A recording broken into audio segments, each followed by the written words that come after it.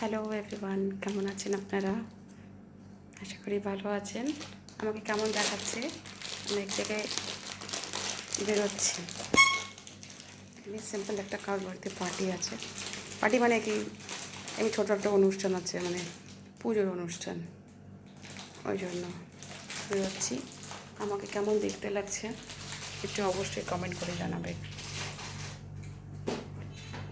একটা অর্গ্যান্ডি শাড়ি পরেছি,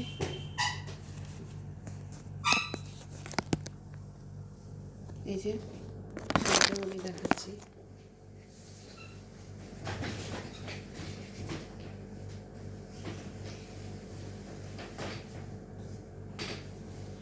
তো আমার শাড়িটা লোক,